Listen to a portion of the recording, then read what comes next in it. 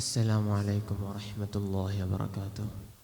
بسم الله الحمد لله الصلاة والسلام على أشرف المرسلين وعلى آله وصحبه أجمعين أما بعد.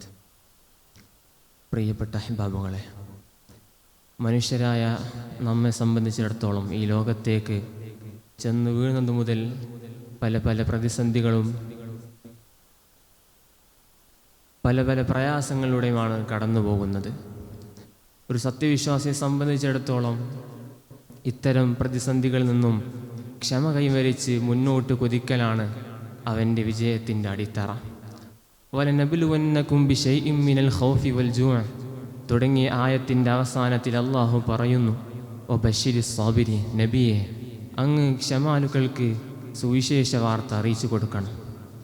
അസ്സാബിറു അലാ റജാഇഹി ലാ യഖനതു മിൻ ഫളിഹി, അല്ലാഹുവിനെ മാത്രം ലക്ഷ്യം വെച്ച് അല്ലാഹുവിൻ്റെ പ്രീതി കാംക്ഷിച്ച് ക്ഷമിച്ച് നിൽക്കുന്നവൻ അവൻ്റെ ഔദാര്യത്തിൽ ഒരിക്കലും ആശ മുറിയേണ്ടതില്ലെന്ന് ഇബ്നു അബി സഅദാൻ റളിയല്ലാഹു അൻഹു പറഞ്ഞു വെക്കുന്നുണ്ട്.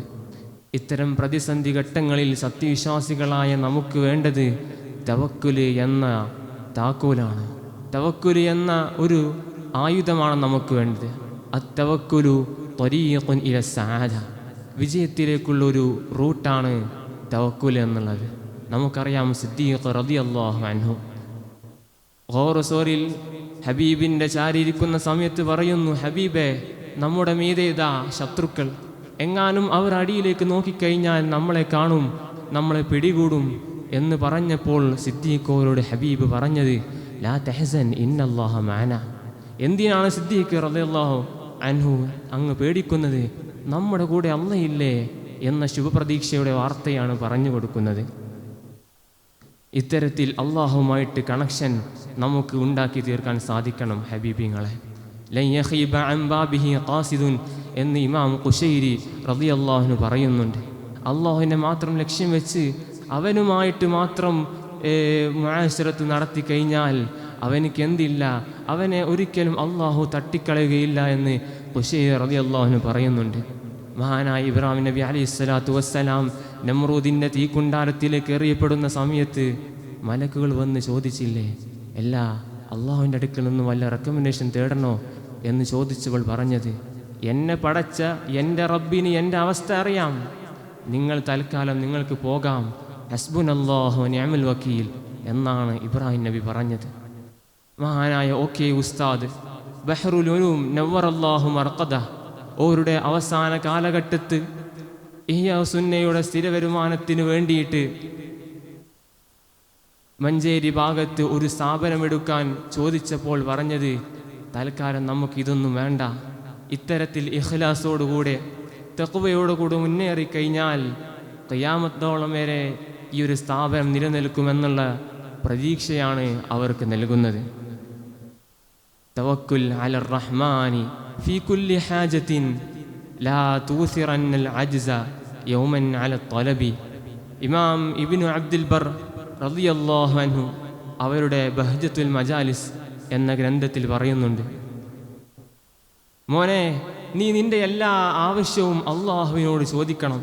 ഒരു വസ്തുവും നിനക്ക് കിട്ടില്ല എന്ന് നീ അശക്തത പ്രകടിപ്പിക്കരുത്. നിന്റെ എല്ലാ ആവശ്യവും അള്ളാഹുവിനോട് ചോദിക്കണം. അള്ളാഹുവിനക്ക് ഏറ്റവും ഇഷ്ടപ്പെട്ട കാര്യം എന്താണെന്ന് ഇബ്നു റജബുൽ ഹംബലി റളിയല്ലാഹു അൻഹു പറയുന്നുണ്ട്, അൻ യസ്അലഹുൽ ഇബാദു അലാ ജമീഇ മസാലിഹി ദീനിഹിം വദുനിയഹും, അവൻ്റെ ദുന്യവും ദീനിപരമായിട്ടുള്ള എല്ലാ വിഷയവും അള്ളാഹുവിനോട് ചോദിക്കണം. എന്നിട്ട് മഹാനവർകൾ പറയുന്നുണ്ട്, നിനക്ക് ഭക്ഷണം വേണോ, നിനക്ക് പാനീയം വേണോ, നിനക്ക് വസ്ത്രം വേണോ, എല്ലാം അള്ളാഹുവിനോട് ചോദിച്ചോ. മിനത്ത്വാമി വശറാബി വൽ മസ്കനി തുടങ്ങിയിട്ട് മഹാനവർകൾ അവസാനം പറഞ്ഞു വെക്കുന്നുണ്ട്, ഇത്തരം കാര്യങ്ങളിലേക്ക് മനുഷ്യരായ നമ്മൾ ആവശ്യമാകുമ്പോൾ സ്വാഭാവികപരമായിട്ടും നമ്മൾ അള്ളാഹുവിലേക്ക് ഇഫ്തിഖാറായി വരും.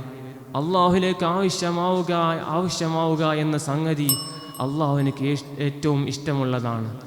അവസാനമായി മയൻ അഹബ്ബ ലിഖാ അല്ലാഹി അഹബ്ബല്ലാഹു ലിഖാഹു, ആരെങ്കിലും അള്ളാഹുവിനെ കാണാൻ ഇഷ്ടപ്പെട്ട് കഴിഞ്ഞാൽ അള്ളാഹു അവനെയും കാണാൻ ഇഷ്ടപ്പെടുമെന്ന തിരു ഹബീബ് സല്ലല്ലാഹു അലൈഹി വസല്ലമ തങ്ങളുടെ വചനങ്ങൾ.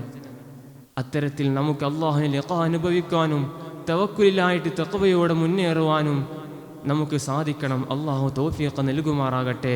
വആഖിറു ദഅവാനാ അൽഹംദുലില്ലാഹി റബ്ബിൽ ആലമീൻ. അസ്സലാമു അലൈക്കും വറഹ്മത്തുള്ളാഹി വബറകാതുഹു.